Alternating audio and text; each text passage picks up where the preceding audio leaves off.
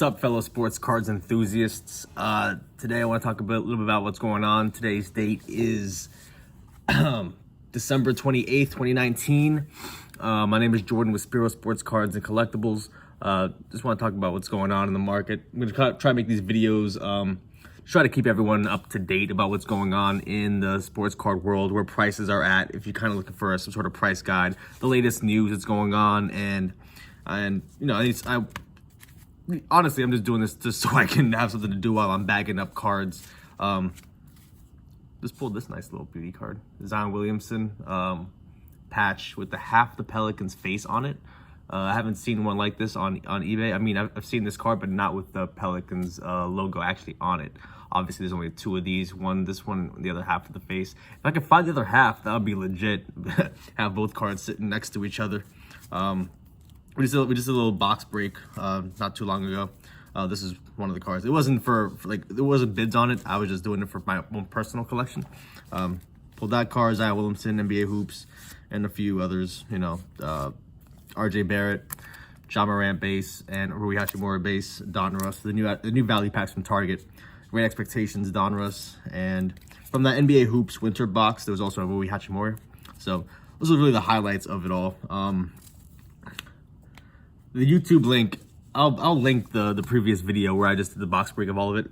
It was, honestly, out of the value packs from Donruss, which is like a brand new release from at Target right now. So those new cards are out. The Donruss Blasters are available. Donruss value packs are available at your local Target. They should be well in stock. Obviously, if everyone's not hunting for it like they did for Prism, and with Donruss Optic right around the corner, I'm pretty sure everyone's trying to save their money for that. Well, so, and honestly, out of those value packs, I didn't really get much out of it. I'll be honest. Like I said, these three, I opened up 8 packs, and also don't be fooled. Look at this awesome. I noticed that some cards were fatter than the other ones, so I definitely make sure I picked those up. And look what I got inside. There was 2 packs like that. I got fillers. Don't be fooled by those Donrusses, by those fat packs. And also the thing about those fat packs, those value packs, is that if they are fat, if they have a memorabilia card, or if they even have the filler, they do not include the laser card. They don't include the laser auto. 6 of the packs had laser autos. The other 2 packs were thicker. I thought maybe perhaps they'll have memorabilia card. They had filler cards, and instead of including the laser cards with it, they decided to omit it completely, entirely. So, just something to look out for. For $5 a pack, you're not really looking for much. But still, I didn't really get much value out of it at all, besides those base cards, which aren't bad. But the real hit, obviously, was the NBA Hoops card. That was that box break. I had much better luck with the Blasters. So if you see the Blasters out in the wild, maybe you have better luck with those. I definitely got more value out of the Blasters than I did with those. So in the market today, what's going on?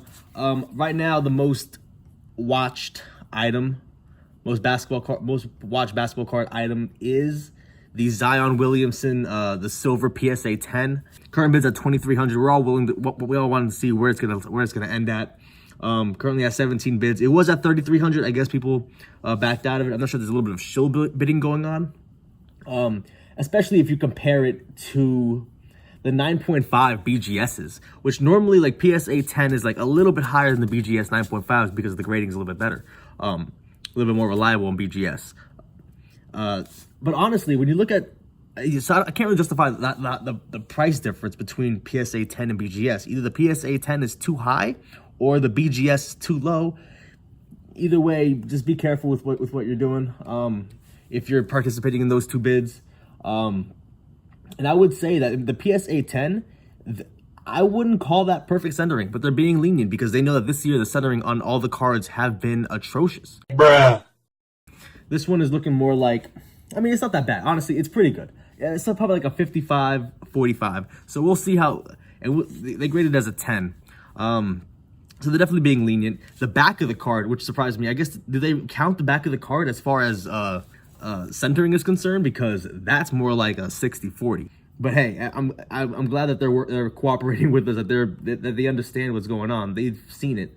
I actually pulled 2 Zion Williamson silver rookies myself. The first one, The centering looks, maybe it looks more like a 60-40. So I'm not sure if I'm going to get that one graded. I'll probably just keep it.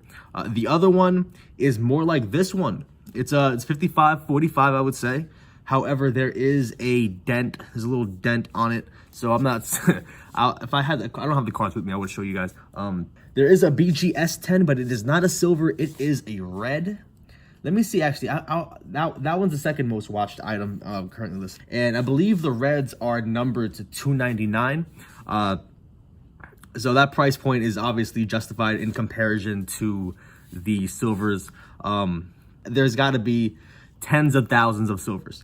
So it's honestly, if you're looking to the long term, I would say like a 10, even maybe a 5 to 5+ years. People are going to realize that, you know, if a more rare card should be worth more. Unless the aesthetic look of it, the art of it, the way the silver shines, you know, maybe people like the way it shines. If it shines better than the red appears, then that makes sense. But third most watched item currently on the bay, 2018-19 Flawless, the Luka Doncic RPA. That's only number 2 to 5. That's number 2. That's going at $13,700. Then we have some LeBron James's 03, 04s. LeBron James, that card's just going to continue to improve. I believe that once Zion comes back, like these prices are going to increase. So you can be a believer. You can decide. You can like be just wary of his health moving forward. I'm not overly concerned. I think, you know, he's got the best training staff probably in sports. Not the best staff, but he's got the best, like, he's got millions of dollars of resources at his disposal, and they're gonna do the best to make sure he's nice and healthy.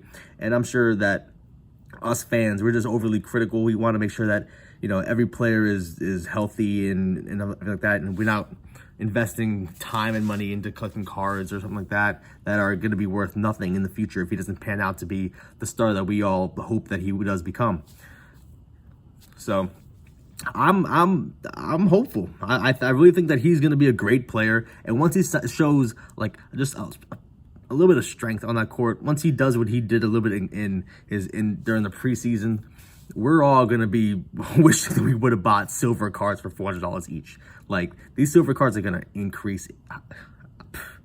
It's going to be like, it's going to be crazy. With Luka Doncic this year, thus far, I'm going to talk a little bit about his cards and his prices. Obviously, we're seeing the prices increase. There were some people, like, while he was injured for like a week, people got cards at a discount when he was injured. Now they're back up to pre-injury prices, and they're just going to continue to increase because he's not slowing down. I don't see him slowing down, and hopefully Porzingis can become a little bit more dominant on the court, take a more of a lead role. Like, obviously Luka is running the team well, efficiently. Their record is really good. They're, I think, the 4th seed right now in the West. They're ranked number 5, right after the Rockets, Clippers, Nuggets, and Lakers. So they're a good team. They are a good team. And once Porzingis gets his stuff together, like once he realizes that he needs to step up and be a more dominant player, then that team is going to do so much better. And we're just going to see them just grow well together. I know people are concerned. People don't know what to do about Luka Doncic. Not Luka Doncic. About Porzingis. They don't know whether to, if his cards right now are cheap.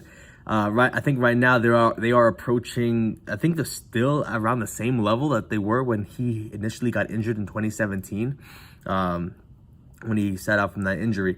I think they're back to that level. People are worried, like, I think his cards are at a good price right now. As soon as they make that playoff, as soon as the playoffs reach and they're in the playoffs, his cards are going to go up in value.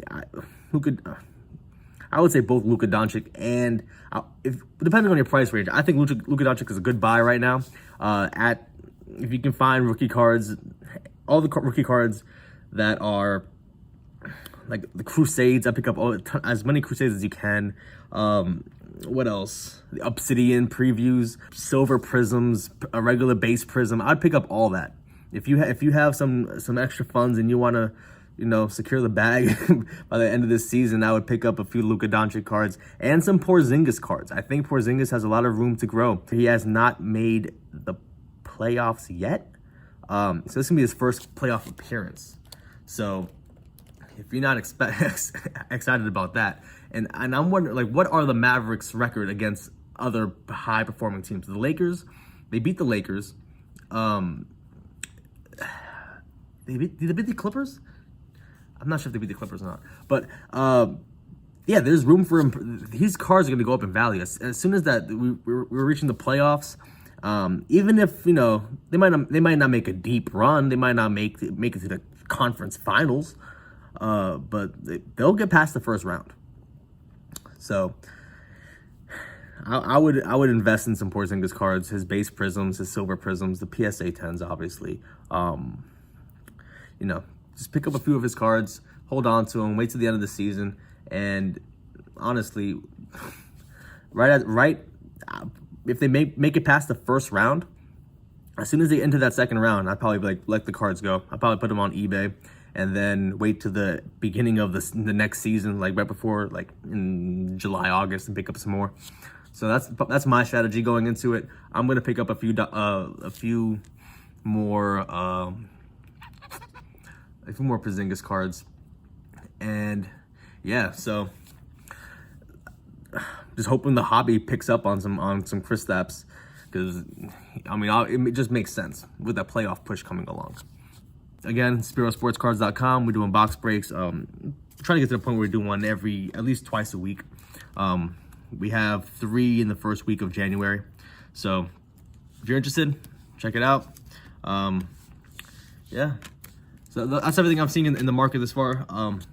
If you want to have opportunities of, getting some cards at a discount, I think right now, Jaylen Brown, Kristaps Porzingis, and even